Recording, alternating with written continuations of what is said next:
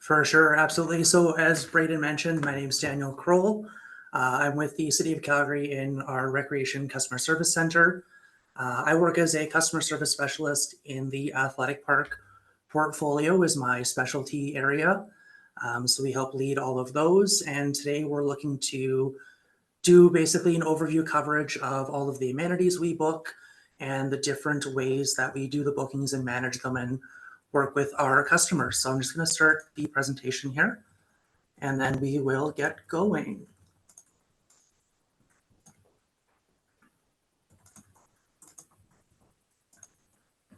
Perfect. If someone could just give me a thumbs up or a heads up that we are good to go on the PowerPoint, we'll get going.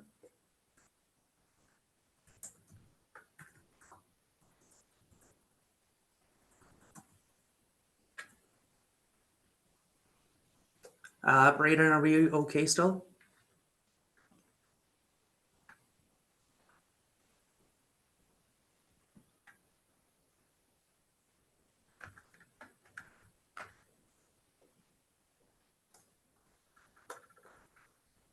Perfect. Yeah, it looks good to me. So awesome. Alrighty. So as I mentioned today, we're going to look at a couple of big things here. So we're going to talk about our bookings that we do have for space access through our office. We're going to talk about our account setups, both personal and corporate accounts. And we're going to go through our booking information process. So where we find information, online availability, and we're going to talk about payments, cancellation process, and how groups can better manage bookings throughout the season. We're going to touch briefly on renewals overviews and generally how they work and how groups can work to earn them and maintain them. And we're also going to go through a quick rundown of upcoming public days and how the public day process works. So within the Recreation Customer Service Center, we manage our City of Calgary arenas, athletic parks, community playfields, pool, leisure centers, and our office is also the booking agents for school gymnasiums, so CBE and CSSD primarily, as well as the Francophone Board. We are their booking agent and we help to coordinate all of that. And those are our different amenities. A lot of confusion happens between athletic parks and playfields. Think of your community playfields as those beside schools or in your neighborhoods right around. There's no staff, minimal maintenance, and athletic parks are going to be your staffed larger sites at a higher quality of field maintenance and care. Those are the two biggest differences, and I think the two portfolios that get the most crossover back and forth. So we wanted to highlight those. Oh, and we also have the tennis courts as well. They are also bookable through us, both the park ones in your communities as well as ones next to athletic parks. We're going to jump right into the account setup and talk about our personal accounts.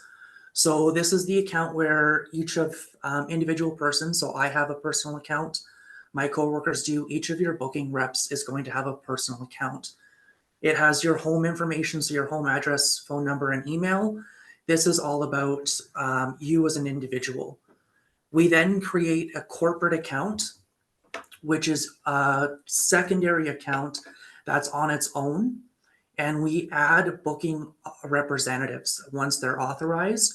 And the booking representatives each need their own personal account. Within the personal account, corporate account, my apologies, there is a primary contact. This one person is who gets all of our communications. So they're going to get your permits, they're going to get your receipts, they're going to get your notifications, but they can manage these as well as other approved representatives added to the organization. From here, we have a big concern with groups where we miss updating corporate accounts correctly at the end of the season or at the start of the season. A lot of accounts have maybe one person on there only versus 4 or 5. So when that is the case and your primary contact is leaving the organization or that volunteer is changing from year to year, we want to make sure that before that happens or when that transition happens, the current primary contact is adding a new person to the account and letting us know that they are the new primary contact. As when that notification comes in, everything starts going to this new person, this new email address, this new contact, and all of the historical booking rates or renewals that were on the corporate account stay the same, just a new person is representing the organization.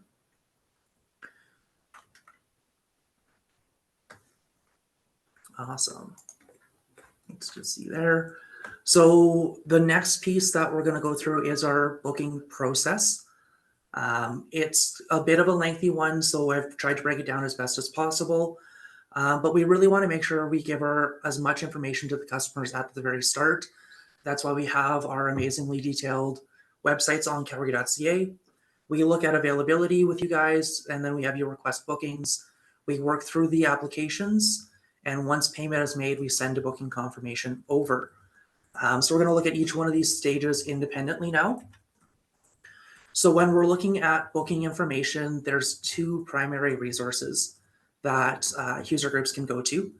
Calgary.ca hosts all of our booking information. So that's where you're going to find our booking policies and procedures. We have our booking process, booking timelines, our rates and fees are up there, as well as our conditions of use are all on Calgary.ca. So when groups are looking to know when do I need to apply or what is the rate in the upcoming season, or you need to confirm a condition of use somewhere, Calgary.ca does host all of that information for you guys. And it's a great resource to read through. It is broken out by portfolio, just like at the start of the presentation, when we talked about the different types of amenities we book. Live and Play is a separate website that's attached to our booking software. It is what allows customers to view availability, and it's also where customers can access our booking application links. So as we make bookings, as we change bookings or cancel bookings, the availability is updated in real time. With that, there is no delay to it. So what you see when you're looking at availability is going to be accurate. There is a slight chance that what you're seeing as available on Monday evening may not be available when we get to the application Tuesday afternoon, because somebody else may have had an application in before you for that same time. So that does happen sometimes, but not very often. It's actually surprising how little that happens. We're going to spend a lot of time on the availability tool here, just because this is where things get confusing, and we wanted to make sure to share as many tips and tricks as we could with all of your organizations to help make sure that you're maximizing your time and also finding the best results possible. The image on screen here is the rentals and bookings homepage on Live and Play's website. Again, there's a card for each of our portfolios. So if you're looking to book a arena, you're going to start with the arena card. If you're looking for a tennis court, for example, you're going to the courts card. Lower down on the page, you'll find athletic parks and sport fields, school gymnasium. So it's always starting at the type of amenity you're looking to book and then narrowed down from there. When you get to an availability search page, on the left-hand side of the screen, there is a very limited availability options. First, we have the start date. For most of our things, you can't view the same day, sometimes 48 hours out. So usually it's going to make you have a start date of 2 or 3 days ahead of what it is today. If you're looking for something on that immediate short notice within 24 to 72 hours, that's where you're calling us, and we'll help you find time over the phone in that short period. Start and end time is to narrow down the search results. A lot of our sites are bookable. For example, for arenas, they start around 6 a.m. Some go until 10 or later in the evening. If you don't use a start and end time, you're going to see a really large table that gets confusing. So we say to use the start and end time, but use it with very cautionary, as it can limit results. We find the best thing to do is to only select a start time. So if your organization knows that you can't start your practice until after 7 p.m., then we would change the start time to only view the availability after 7 p.m. for the rest of that night. Location, again, is going to be your specific location, whether it's Father David Bauer, ice surface or non-ice, or shoal ice in Canna Field, or the seasonal domes, full field. It's individual locations. Whereas venue is going to be what we call our buildings or complexes. So in the athletic park world, the Calgary Soccer Center venue has 8 indoor fields and 4 outdoor fields within it. So depending on which type of availability we're looking at, that is where you're going to help narrow down things more to go through there. When we go through and finally do select check availability after we've used some filters, we're going to get a big table that's going to have 2 different check boxes on it. One is going to be available, one is unavailable. What these boxes mean is when you see a check mark beside, say, 5 o'clock, that means that you can start your booking at that time for 60 minutes or for 1 hour, because that's our minimum booking length. There is an asterisk to this when you're looking at those community play fields, specifically the ball diamonds and cricket fields. They are booked in 3-hour chunks of time, not 1-hour chunks. So it's going to say available on those 2 specific pages, means that you can start at, say, 6 p.m. and you can make your booking from 6 to 9 p.m. For that one. When you see unavailable, it just means you can't start your booking at that time. I'm going to go to the next slide because it's a little bit more clear. In this one, I've selected September 7th as the date that I was looking for. I chose to select a start time as 5 p.m. So I can't have my team start practice until 5 o'clock, until after 5. And I've chosen one specific field. I only want to book outdoor artificial field number 2, which is at the Calgary Soccer Center. And that's what I'm getting from my results. So in the results tab, we'll have each individual date, so time. And the first date here is the 7th. 5 o'clock is my first available, and I have a green check mark. I also have one at 5:15 and 5:30. So what this means is I can make a booking at 5:30 and I can be on the field until 6:30 p.m. So that's 1 hour. If I needed a 90-minute practice, it could, because I have 3 check boxes here, I can book from 5 o'clock for 60 minutes. So that's 5 to 6. Or I could book from 5 to 6:15 or 5 to 6:30 because it's always 1 hour after. This gets really confusing, and if there's more specifics around it, please email us and I'll do our best to give some more direct examples of it. But because we have a limited amount of time, I'm going to jump ahead to some other tips and tricks regarding the availability tool. The first one here is we're going to talk about searching for one location and the benefits we have there. As many know, it's challenging because if I'm searching for multiple locations, it's going to show me only one single date. If I'm looking at one field at a time, so in this case, I'm still looking for September 7th and one field only I've selected, it's actually going to show me this field for the full week. For our school gymnasium users that are looking for consistent Monday, Wednesday, or Tuesday, Thursdays, rather than looking for every individual gym 5 nights a week, if you go one gym space at a time, you can search each Monday and see the full week and start to see when you have a consistent opening every Monday, Wednesday, or Tuesday, Thursday. Same thing with arena programs. A lot of athletic park groups, they're running twice a week.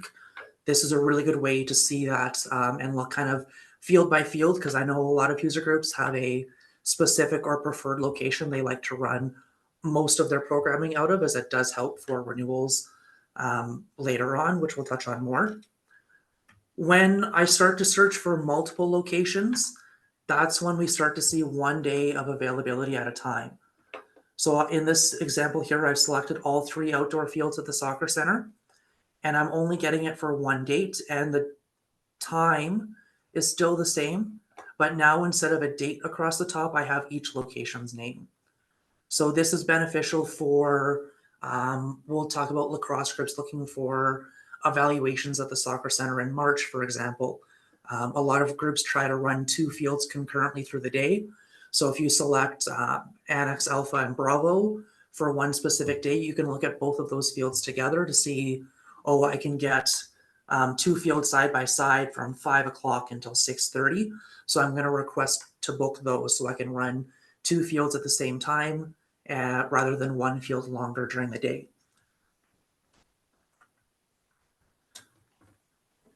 Once we've reviewed availability, we do go to our requesting a booking stage. there's 3 different ways to request bookings. The first one is over the phone. It is with our immediate bookings team. So there's an amazing team of staff. There's a few full-time and some other staff around that support, some portfolio staff support from time to time. Bookings. So the intent with phone bookings is we've had a rain out on Monday night. I need to reschedule my soccer game for sometime this week. I'm looking for one more booking later this week. When you're looking for short term within the next 24 to 72 hours is ideal for that. You're looking for 1 or 2. The rule is 5 or less bookings over the phone. That is intended to keep the phone's queue moving. As I know many of you have probably experienced, they can be quite long in length, especially during peak season. So that limit of how many transactions we do per call is there to ensure that we're moving through calls efficiently enough to not have everybody on hold all of the time. When you begin to look at larger amounts of bookings, so 5 or over, or you're looking for 12 bookings once a week for 12 weeks, that's really where we want to try and get you to go to an application, because we can look at it in full. We can make sure to get you the best opportunity and space available. We have the time to make sure and double check. We can get some consistent bookings to aid in your ability of earning renewals. Again, phone bookings and application are really meant to be done for during the seasons. Our public days now are all by application only. So when we first open up bookings, it'll be application only. The phone staff won't be able to do our bookings just yet. During the season, if you have a booking at the soccer center or at Father David Bauer or at Max Bell, and you're just looking to add a single time or a couple of times, you could do that over the phone during the current season. You also have access to the amendment request form online. And from there, you can go in and make a direct request. It will tell us the permit number.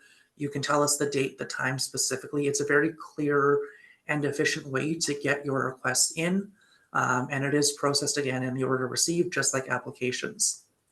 So those are the 3 main avenues. Think of phones being for short notice within 72 hours, 1 to 3, maybe 5 dates. If you're looking to start up a new program or get a bunch of replacement space, look to the applications, look to the amendment request form, as they will be your best friend and get you the best results the fastest. From here, we go to processing your applications. We'll send out an invoice, let you know what we were able to book. If we have some alternates, we'll reach out and try and get that coordinated. And ultimately, you receive an invoice of some kind. So we're going to talk quickly about payment terms. If you're doing bookings over the phone, it is immediate booking, so it is payment required at the time of booking. If you're doing a very small application with 2 or 5 dates, or if the dates on your application are within the next 30 days, we typically give you 48 hours or 2 business days to make that payment. Payments can be made online. You can call in over the phone. We do accept check payments, but not for the short notice ones. It's ideal usually for larger renewals. Anything that's due, basically high volume bookings that occur that aren't starting for, say, 6 weeks, those ones are going to be due 30 days before your first booking. Most commonly, our renewal groups see this term. So Soccer Center winter season starts in January. A lot of organizations are going to start their bookings around January 8th that week. So the payment for those bookings would be due during 30 days prior. So right around December 8th is when we make those due. That's just to ensure that we can get your bookings in time and confirmed. And it's also attached to our cancellation policy. For cancellations and amendments, it is 30 days notice required to be able to make those changes. And there is an amendment fee. So for adjusting times or if we're canceling time, it is $10.50 per request for up to 10 changes. So to explain that a bit better, if you have a booking with 20 appointments on it, what happens is if you're changing 8 of those around by reducing time or canceling 8, we'll do that. We'll cancel or adjust them if we can, and it's $10.50 admin fee. If that same permit with 20 dates was there and you wanted to change 12 of those dates, we would then end up charging you 2 10.50 fees because it's now 12 changes, and it's over that 10 cutoff. So that's that better explanation. for that one there. Again, if it's unclear, we'll touch on it again here later and we'll do our best to clarify. Once payment is received, you're going to get a confirmed booking contract from our office. And that is how the bookings process kind of works start to finish for someone looking to make a brand new booking or looking to make changes to bookings. That is where it goes from one all the way to the end. And that's how we're going to help support you. If you do have questions on some of the earlier stages, maybe the website isn't making some sense or you're confused on wording, that would be another great time to phone Immediate Bookings. They know all of these policies really well and they can help walk you through and explain them a little bit more. And we're happy to do that to make sure that you're understanding everything before going into seasons. We wanted to spend some time today to talk about the amendment tool as well, because it is a very useful tool that is utilized by a lot of groups, and we're hoping to get even more and more on there as it is really efficient. What the amendment tool is it basically lets you see all of your bookings and it lets you interact with them. It lets you change them. It lets you make cancellation requests. It lets you make additional requests, and it just streamlines the process. To log into it for your organization, there is a barcode and an account PIN. So those are issued from us within facility bookings. So if you're a new organization, when we create your organization's account, you should also be receiving an email with a barcode and PIN and the link to the amendment tool. Barcodes are unique to each individual booking officer. So when you add a new booking representative to your account, we'll be creating a new barcode that's for that person only. And that's how we can tell who from which organization is making the request. When you have booking representatives leave the organization, we also then remove their barcode from the account so they can no longer access it. What does stay consistent is the account PIN. So that PIN stays the same and is used by everybody in your organization as another secure code. And that one is, again, hard-coded, and we can provide that to you from our office. Just send us an email to facilitybooking@calgary.ca to get those. And again, we can use these to cancel our bookings, modify booking appointments. We can request new bookings, and we're going to go a little bit more into depth on that one here.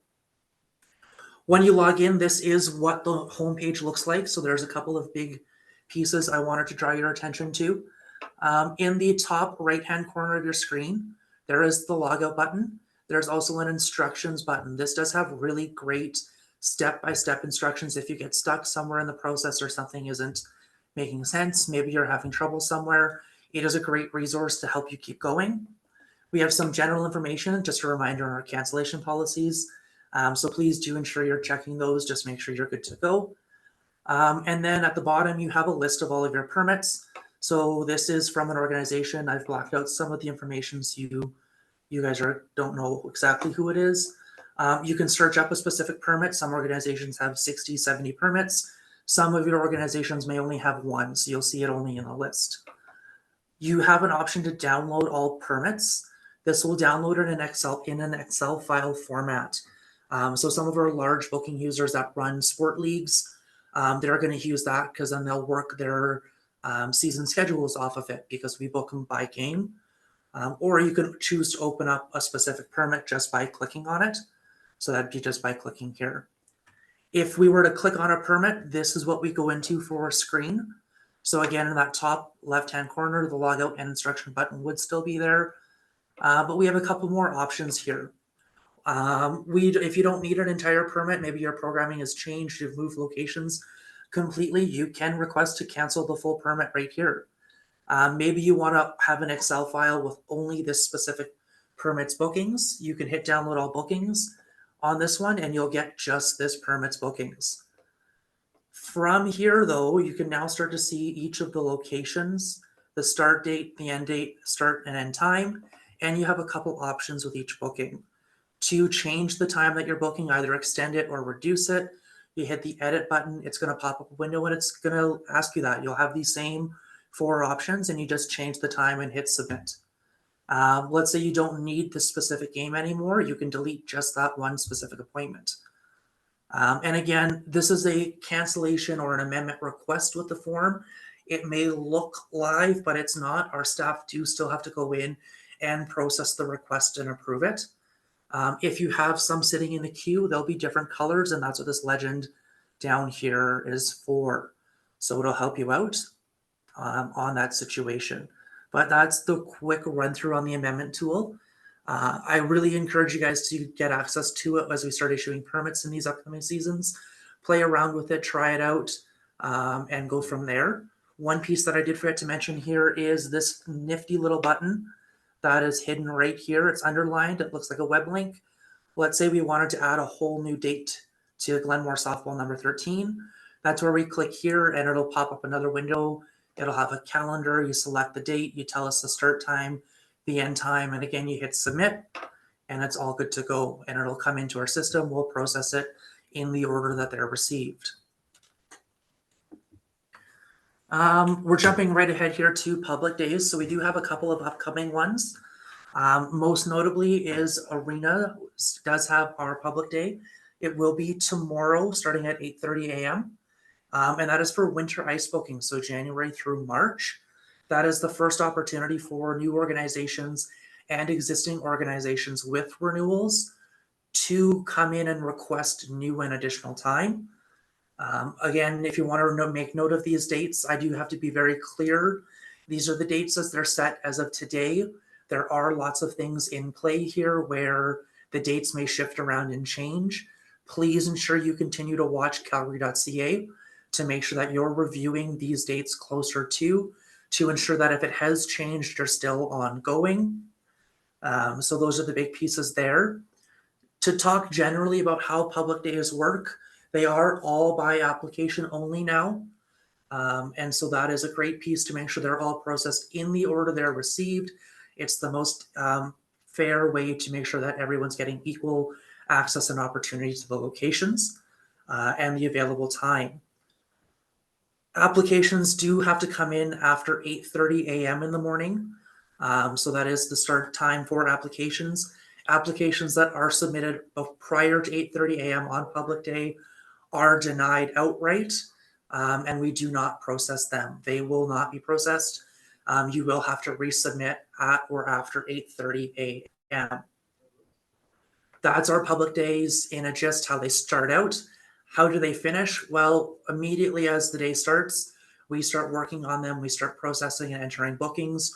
Once we're ready to go, we then start to send out invoices to customers to let them know, hey, of your request, you were successful in getting these dates and times. You were, we couldn't get you this time, but we actually booked an adjusted time for you because it still gets you on the ice surface. So there are different ones again to go through there, and that's just how we go with the public days. So we'll open up phone bookings usually a few days after public day once we've got all of those applications processed. And again, that timeline for when the phone's open for bookings again, it does change because it is directly related to the volume of our applications. Community playfields, for example, on public day, we receive close to, if not over 500 applications to process. Other venues or other portfolios might only see 50, some might see 100, 200. So it is very dependent on volume and it does change from there. So if you're ever unsure, a quick email or a quick phone call to our IB team to check in on that. We are and will be very transparent as to where we are in that process to make sure that you guys are kept up to date as required. Jumping away from public days now, renewals overview, it's hard to go into specifics because they vary slightly between our different portfolios. They have slightly different qualifications is the word to use. But the overviewing consistency is we're looking for groups that are booking the same field or the same sheet of ice, the same day of the week at the same time for a specified number of weeks during a season. Those number of weeks does vary between portfolios, and it's related to various factors, including typical season length for different sports within that portfolio. Operational schedules have some impact on it and other pieces there. To go into specifics as to why one portfolio is a specific number of weeks is not something we're able to speak to or answer in this context and meeting. When you have those specific requests, it is very encouraged to email us.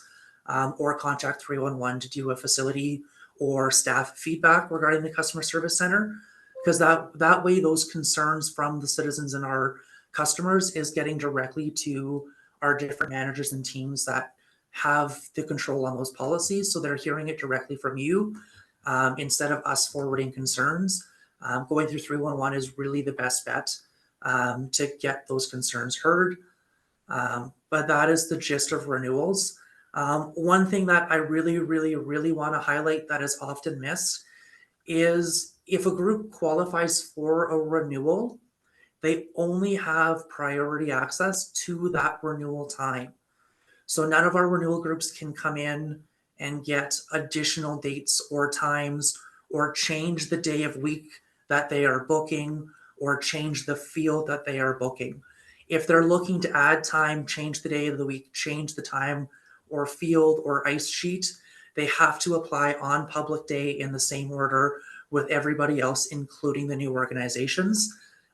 We are a public access, and that's how we ensure fair and equitable access to all of our open times that remain for public users to get access to. And that is the big piece there for all of our sites and facilities. We went through it a bit quick on there just because we were wanting to make sure we got through everything. I'm going to stop sharing my screen here in a moment. And if there's some areas that maybe we went over that we want to touch back on, or some specific questions that we've sent over, we'll start answering those there. So just give me a moment to change over, and I think Braden will grab control here for us. So thanks, Daniel, for going through your presentation. I'm going to ask you a few questions that have come in throughout, as well as a few that were submitted in advance. Let me make sure you get unmuted here so you're able to talk. Yeah, just grab a drink of water. Okay. So the first question we have is, what happens when fields or ice time is booked, but the group ends up not using it? So they go ahead, they book things, but they end up not showing up. What's the city policy or process when that happens? For sure, absolutely. So unfortunately, user groups do book out spaces and make the choice not to show up for the booking.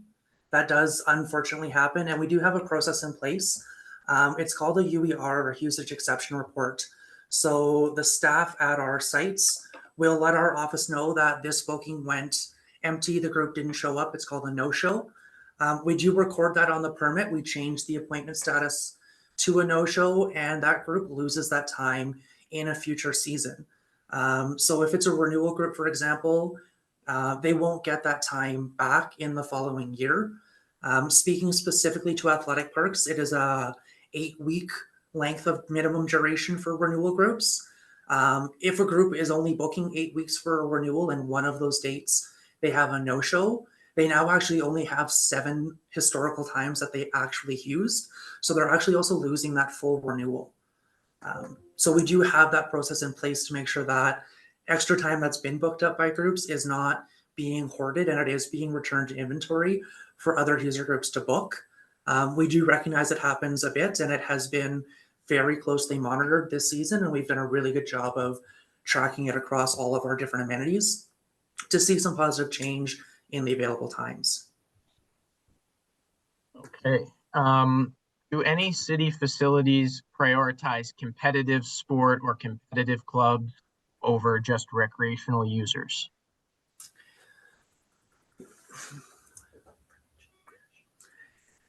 It's difficult to answer because there's a few factors that are in there.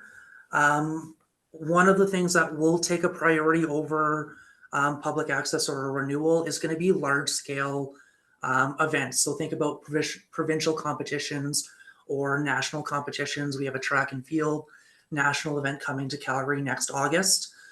They're obviously going to get that priority access to have our city be exposed, bring in the e-commerce, bring in the travel and tourism revenue, and get exposure to our site and more people using our spaces. So those types of events for competitive reasons will take priority in those situations. But again, it's not everything or not all of the groups will get there. For it, it's typically just those really large, important events. Okay. I guess you kind of covered this, but why is the bookings allowed when you call in limited to just 5? Correct. Before I answer that, Braden, I'm just going to jump back. One thing I forgot to mention about the priority access for those competitive events is the booking timeline. We don't pull times out if a group is coming to us last minute. They need to be requesting it in the appropriate timelines. So in Athletic Parks, for example, we need all of our special event applications in by December 1st of this year. After that, it goes to renewals first. So I just wanted to also highlight that. So it is on the level of competition, but also ensuring that those organizations are requesting it in the appropriate time frame so that impacted groups have appropriate notice and we can work with them to find alternatives. Regarding the 5 and under on the phone, a limit of 5 transactions, it is about the phone queue, absolutely. It is about the intent of the position. We're there to answer questions and help explain information. We're also primarily focusing on that. It's immediate bookings for a reason. It's 24 to 72 hours out. You're looking for that makeup space because of a rain out, or right now, I guess snow is a big thing. The soccer center outdoor fields were closed last night. So groups are calling in today to say, can I book a time next week just to make up for my lost time last night? So that is that intent there, is to make sure that we keep those moving. If we start doing 10, 8, 7, you're going to quickly see calls go up in duration, and our already long wait time in peak season is going to grow exponentially, and it's going to be very challenging. Okay. We have a question more about the public days. So when you say 8:30 a.m., anything, even if it's at 8:29, it's automatically rejected. Correct, yes. And when you go at 8:30, can people have their applications pre-filled out and just ready to hit submit right at 8:30? Yes, absolutely. You can open up the application if you're putting in 3 for 3 different athletic parks, for example, or you're looking at 3 different school gyms. You can absolutely open up the application at 6 a.m. when you get up and fill it out and leave it open on your web browser. And then as soon as your computer clock says 8:30 a.m., just go and hit submit on the 3 of them, and they come in the order received. Absolutely, you can open them up and pre-fill them. Okay, so that's, I believe, all the questions that I had that came in. If anyone wants to um, ask any more, there's one more coming in. Could you confirm that public days are the only opportunity to request bookings in 2024 for organizations that don't participate in the renewal or the special event allocations? So the public day is the first booking day that the additional or remaining times become bookable to anybody. So we're going to work through our renewals and our special events first, and get them in and get them firmed. And then any remaining time opens up on public day as the first date that those times can be booked. During that renewal process, we issue those times to the groups. And again, the only changes they can make are cancellations and reductions. So we require those in advance of the public day so that we can ensure we've canceled those bookings, so that the availability tool is showing available as customers are going online to start requesting those bookings on public day. It's never just a single application day applied just specifically on that public day. That is the first day that those applications are going to be accepted. Yeah, and you continue to accept them Yes. throughout the season, and people, if they, and then throughout the season, they can call or they can use the online tool. Yes, absolutely. That is correct. Calling in bookings, like I mentioned, isn't necessarily always immediately available the next day after public day. We make sure that we have processed everything we've received on the public day first before we begin opening up those immediate bookings again for those short notice within the next couple of days. For that one there, absolutely. Yeah, but even if you aren't ready right at 8:30, it's still better to submit at 10 a.m. than wait until the next day because everything's done in order. Absolutely. Yeah. What happens is we tend to see timestamps on applications as 8:30 and 15 seconds, 16 seconds, 17 seconds. And we see a lot of applications come in until about 8:45. And then we see another bunch come in around 9:30, 10, and then they come in intermittently throughout. So we're going to get them throughout that full booking day. So don't wait a couple more days. Put in that application as soon as you're ready, just not before 8:30 a.m. We have a question here about school gyms. What's the best way to find out the size or the amenities in school gyms? So we do have that information within our booking system, but our web interface is a standard web from our vendor, and we've lost that ability for customers to see on self-serve. We have that information available. Please call immediate bookings if it's one or two. Our staff there can pull up the dimension information. We can also send in an email to us, and we'll make sure to reply back as soon as we can. Again, in that order we receive emails, we'll get that information to you as quick as we can for that one there. Okay, and then Alex was just wanting to confirm again with school gyms, no applications for rentals would be accepted from now until January 10th, because that's January 10th would be the public day for the next season. So if you're looking to book the school gyms for the spring session, that January 10th date is correct. School gyms require 30 days notice to have a booking made. So if you're an organization, we'll say a scouts group that needs one more date in December of this year, put your application in today. If it's for the current booking season, it's ongoing. But if you're looking for times in that spring session, that's that January 10th cutoff. Absolutely. Okay. I think I see a question from Samantha here about, are gyms still going to be grandfathered? Can you provide maybe a bit more detail? I'm not sure, Daniel, if you know what they mean by grandfather, like renewals. I don't think I'm going to be able to answer that one, as I'm not um, very familiar with the details of the school gyms. I know as much as the Calgary.ca says about it. I would recommend sending us an email into facility bookings, and our school portfolio holders, Patty and or Lee, will get back to you with the exact correct answer for you right away as soon as they can. All right. And for other questions about specific dates and stuff that people have, remember, you'll be getting a recording of this presentation. We can send out the PowerPoint slides themselves, and Calgary.ca has the different sites. So if you go there and you pick school gyms or you pick